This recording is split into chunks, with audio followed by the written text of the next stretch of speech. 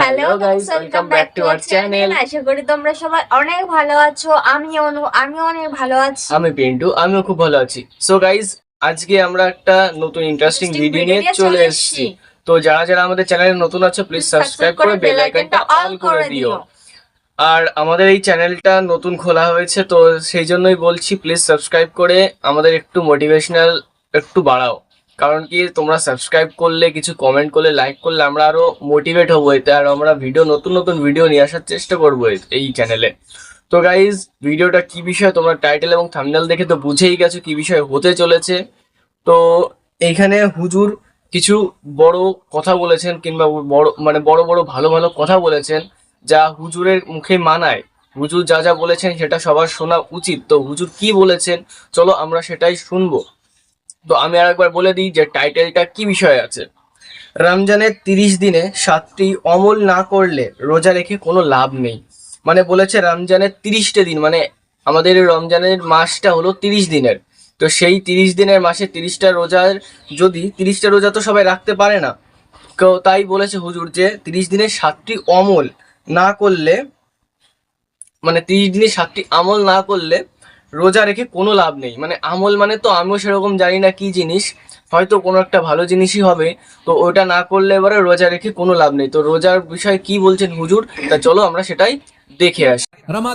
আসন্ন রমাদানে আমাদের 7টি করণীয়। 1 নাম্বার করণীয়, এই রমাদানকে আপনি কোরআনময় করে তুলুন। কোরআনময় করে তুলুন 2025-এর রমাদান। এই হচ্ছে আজকের প্রোগ্রামের স্লোগান। জোরে বলেন ঠিক কিনা? আমার প্রিয় ভাইরা, ধীরস্থির ভাবে কোরআন তেলাওয়াত করুন, তাড়াহুড়ো করে নয়। রমাদানের 1 খতম দেওয়ার একটা সহজ পদ্ধতি হচ্ছে, রমাদানের প্রতি নামাজের পরে 4 পৃষ্ঠা, তাহলে 5 ওয়াক্তে 4 পাঁচা 20 পৃষ্ঠা, হেফজে কোরআন গুলো 20 পৃষ্ঠা 1 পারা। এভাবে 30 দিনে আপনার 1 খতম হয়ে যাবে। আমরা যেন তার তিলের সাথে বিশুদ্ধভাবে কোরআন তেলাওয়াত করতে পারি। আল্লাহ তৌফিক দান করুক। পড়ে না আমিন। 2 নাম্বার করণীয়, ধীরস্থির ভাবে তারাবির সালাত গুলো যেন আমরা আদায় করি। তাড়াহুড়ো করবেন না, আল্লাহর ওয়াস্তে তাড়াহুড়ো করবেন না, তাহলে কোরআন আমাদের জন্য বদদোয়া করবে। তাড়াহুড়ো করবেন তারাবির নামাজে। তারাবির নামাজ সালাতুত তারাবিহ, মানে বিশ্রামের নামাজ। আর আমরা পড়ি সালাতুল কিতার, রেলগাড়ির মতো নামাজ। চিল্লায় বলেন ঠিক কি না? না, এরকম করবেন না। ইমাম সাহেবদেরকে আশ্বস্ত করুন যে ইমাম সাহেবরা আমরা পিছনে আছি। এই হুজুরকে আমার খুবই পছন্দ ভাই। পড়েন, তার তিলের সাথে পড়েন, ধীরস্থির ভাবে তারাবির সালাত পড়বেন। সারা বছর এই সুযোগ হয় না দাঁড়িয়ে কোরআন শোনার, এরকম আয়োজন ব্যবস্থাপনা সারা বছর আর আমরা পাই? বলেন তো একদমই না। তারাবির সালাতের রাকাত বিতর্ক এড়িয়ে চলুন। রাকাত নিয়ে বিতর্ক করবেন না। 8 রাকাত 20 রাকাত নিয়ে যে মারামারি এই দেশে, এটা শয়তানের ফন্দি। চিল্লায় বলেন এটা কার ফন্দি? আমরা 20 রাকাত পড়ি, আপনারা হয়তো 8 রাকাত পড়েন, কোনো অসুবিধা নাই। আমরা যারা 20 রাকাত আমরা পড়তেছি, আমরা 20 রাকাতের কথাই বলি। 20 রাকাত আমরা পড়বো আজীবন। সৌদি আরবে মক্কা মদিনায় 20 রাকাত পড়ে, কোনো অসুবিধা নাই। অন্যান্য মসজিদগুলো 8 রাকাত পড়ে। এই নিয়ে এদের মধ্যে মারামারি আছে? হ্যাঁ, এই জন্য রাকাত বিতর্ক এড়িয়ে চলবেন। প্রিয় ভাইয়েরা, আপনার আমল আল্লাহর কাছে কবুল হবে সংখ্যার বিচারে না উত্তমতার বিচারে? বলেন তো, সংখ্যার বিচারে না উত্তমতার বিচারে? উত্তমতার বিচারে। কত চমৎকার ভাবে আপনি আল্লাহর সামনে দাঁড়াতে পারছেন, এটা বিবেচ্য। রুকু সেজদাগুলো সুন্দরভাবে করবেন। রুকু থেকে সোজা হয়ে দাঁড়ানো ওয়াজিব। 2 সেজদার মাঝখানে সোজা হয়ে বসা ওয়াজিব। এই তা'দিলুল আরকান বাদ দিলে হানাফি মাযহাব মতে সৌ সেজদা দিতে হবে। অন্য মাযহাব মতে নামাজই হবে না, আপনার নামাজই হবে না। এই জন্য ধীরস্থির ভাবে তারাবির সালাত যেন আমরা আদায় করি। পারা যাবে তো ইনশাআল্লাহ? 3 নাম্বার, তাহাজ্জুদের সালাত আদায় করুন। বছরের অন্য সময় উঠতে পারি না, অনেকে বলে হুজুর উঠতে পারি না, কিন্তু রমাদানে সাহারি খাওয়ার জন্য তো ওঠাই লাগে। কি বলেন, সাহারি খান আপনারা? হ্যাঁ, খান না? খান কে কে দেখি তো? মাশাআল্লাহ মাশাআল্লাহ। এই সুন্নত পালনের জন্য 1 নাম্বার। মাশাআল্লাহ, ঠিক আছে, পালন করবেন। আল্লাহর হাবিব বলেন তাসাহহারু ফা ইন্না ফিস সাহুরি বারাকা, তোমরা সাহারি খেও, কেননা সাহারির ভেতরে বরকত ঢুকায় দিয়েছে কে? একটা খেজুর, 1 গ্লাস পানি খেলো সারা দিন আপনাকে তরতাজা রাখে কে? অবশ্যই। তো সাহারির জন্য যেহেতু উঠতেই হয়, সাহারি খাওয়ার আগে বা পরে 2 রাকাত 4 রাকাত তাহাজ্জুদ পড়া যাবে না?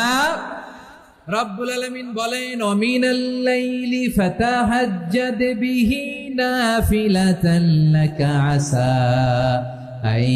আইয়াবআসাকা রাব্বুকা মাকাম মাসদুদা।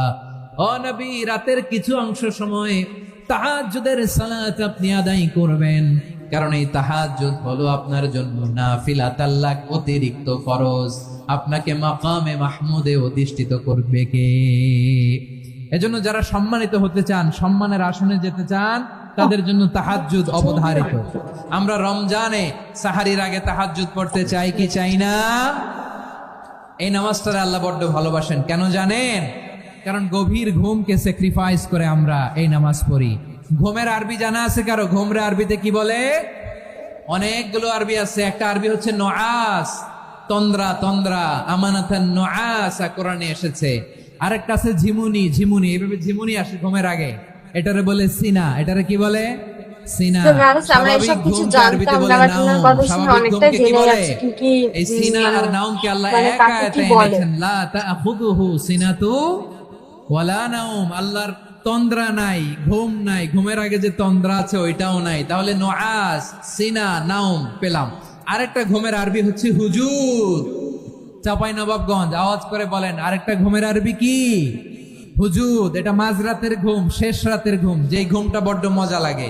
কাঁথা টেনে টেনে, ব্ল্যাঙ্কেট টেনে টেনে আরেকটু ঘুমাইতে মন চায়, আরেকটু, আর 1 মিনিট, আর 2 মিনিট, এরকম একটা মজার ঘুম শেষ রাতে আছে না নাই? এই শেষ রাতের ঘুম, এই হুজুদের ঘুমকে স্যাক্রিফাইস করে যেই সালাত পড়া হয়, ওই সালাতের আরবি নাম হচ্ছে সলাতুল হুজুদ বা সলাতুত তাহাজ্জুদ। চিল্লায় বলেন আল্লাহু আকবার। এজন্য আল্লাহ তাআলা এই তাহাজ্জুদের সালাতকে এত পছন্দ করেন। পড়বেন তো রমাদানে। 4 নম্বরে মুক্ত হস্তে দান করুন, মুক্ত হস্তে দান করুন। ওয়ামা আতাইতুম মিন যাকাতিন তুরিদুনা ওয়াজহাল্লাহি ফাউলাইকা হুমুল মুদঈফুন। তোমরা মনে করো না যাকাত দিলে তোমাদের সম্পদ কমে যায়, এটা ভেবো না। বরং তোমরা আল্লাহর খুশির জন্য যে যাকাত দাও, তারপরে তোমার যে সম্পদ থাকে ওই সম্পদের মধ্যে প্রবৃদ্ধি দান করে কে? আপনি মনে করছেন দিলে কমে? চাঁপাইনবাবগঞ্জের ভাইয়ের আওয়াজ করে বলেন, দান করলে কি সম্পদ কমে নাকি বাড়ে? আওয়াজ করে বলেন, কমে না বাড়ে? বাড়ে। বাড়ে। যেটা দান করেন কামাসালি হাব্বা আমবাতাত সাবআ সানাবিলা ফি কুল্লি সুমবুলাতিন মিয়াতি হাব্বা। 1 টাকা দান করলে এটা চারা বীজের মতো, রূপে দিলে 7টা শীষ, প্রতি শীষে হয় 100 শস্য দানা। আল্লাহ যারে চায় এরকম বাড়ায় দেয়, প্রবৃদ্ধি দেয়। সুবহানাল্লাহ। এজন্য মুক্ত হস্তে দান করতে রাজি আছেন? আগে আগে যাকাত ক্যালকুলেট করে রাখেন। আপনার যাকাত বর্ষ যদি পরেও হয়, দেরি করেও হয়, ধরেন যে প্রতি বছর মুহররমে দেন, আপনি আগে দিতে পারবেন। যাকাত অগ্রিম আদায় করা যায়। সুবহানাল্লাহ বলেন। বিষ্ণু ঈসা ইসলাম রমাদানে এত দান করতেন, কানা আজওয়াদান নাস, কিন্তু রমাদানে আজওয়াদুন নাস আজওয়াদু বিল খাইরি মিনার রিহিল মুরসালা। প্রবাহিত বাতাসের চেয়ে বিশ্বনবী আরো বদান্যতা বেড়ে যেত। প্রবাহিত বাতাস যেমনি সবাইরে বাতাস দেয়, আস্তিক নাস্তিক মুমিন কাফির সবাইকে শীতল করে দেয়, তেমনি নবীজির রমাদানের দান ছিল এমন, কেউ নবীর কাছে চেয়ে ফিরে গিয়েছে এর নজির নাই। জোরে বলেন সুবহানাল্লাহ। রমাদানে দান করব, ইফতার শেয়ার করব। কাউকে ইফতারি করালে সারাদিন রোজা রেখে তার যে সওয়াব, আপনি ইফতার করানোর কারণে আপনার আমলনামায় ওই সওয়াব আল্লাহ ঢুকাই দিবেন। পড়েন সুবহানাল্লাহ। সাহাবারা বললেন, নবী আমরা গরিব মানুষ, ইফতারি খাওয়ানোর পয়সা নাই। আল্লাহর হাবিব বললেন, ওয়ালাউ বিমাজকাতি লাবান, 1 ঢোক দুধ, ওয়ালাউ বিতামরা, 1টাও খেজুর, ওয়ালাউ বিশারবাতি মা, 1 ঢোক পানি খাইয়েও যদি কারো রোজা ভাঙাও, তারপরে ওই সওয়াব তোমার আমলনামায় দিবে কে? তাহলে মুক্ত হস্তে দান করুন 4 নাম্বার। 5 নাম্বার হচ্ছে কদর তালাশ করুন। রমজানের সবচেয়ে দামি সময়। বিষ্ণু বলেন, মান হুরিমা খাইরাহা ফাকাদ হুরিম। যে কদর মিস করলো সে সব মিস করলো, হি ইজ দ্য লুজার। আচ্ছা বলেন, এই বরকতের মাসে আমরা কি লুজার হতে চাই না গেইনার হতে চাই? সবাই বলেনি। বলেন, এই রমাদানে আমরা লুজার হব না গেইনার হব? ইন্না আনজালনাহু ফি লাইলাতিল কদরি ওয়া মা আদরাকা মা লাইলাতুল কদর লাইলাতুল কদরি খায়রুম মিন আলফি শাহর। পড়েন আল্লাহু আকবার। লাইলাতুল কদরি খায়রুম মিন আলফি শাহর, 1000 মাসের চেয়েও সেরা। 1000 মাসে হয় 83 বছর 4 মাস। 83 বছর 4 মাস টানা ইবাদত করলে যেই সওয়াব, কদরের রাতে ইবাদত করলে অতটুকু সওয়াব আপনি পাবেন, আল্লাহ সেটা বলে নাই। আল্লাহ বলে তার চাইতে বেশি সওয়াব দিয়ে আপনার আমলনামা ভরে দিবে কে? কদর যেন মিস না হয়।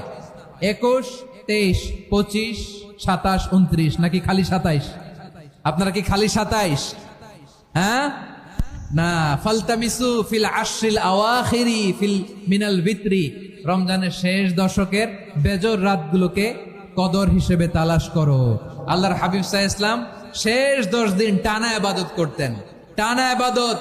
ইদা জাআল আশরু আহিয়াল লাইলা আইকাদা আহলা ওয়া জাদ্দা ওয়া শাদ্দাল মিজার, সারা রাত জেগে ইবাদতের হুজুর যে নজির ভাষাটা বলছে এটা কি ভাষা একটু বলবেন? আমি তো জানি মনে হয় এটা আরবি ভাষা।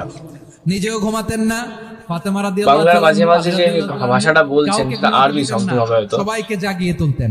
আমরা সারা রাত জেগে ইবাদত করব, রাজি আছেন তো? কদর যেন আমাদের মিস না হয়। আজকে থেকেই ক্যালেন্ডারে মার্ক করে রাখেন, সব কাজ পেছনে ফেলে, সব ব্যস্ততাকে পেছনে ফেলে ইবাদতের জন্য আমরা প্রস্তুত থাকবো কদরের রাতে। কোনোভাবে কদর যেন আমাদের মিস না হয়, ইনশাআল্লাহ। বলেন তো সবাই। 6 নম্বরে পারলে ইতিকাফ করবেন।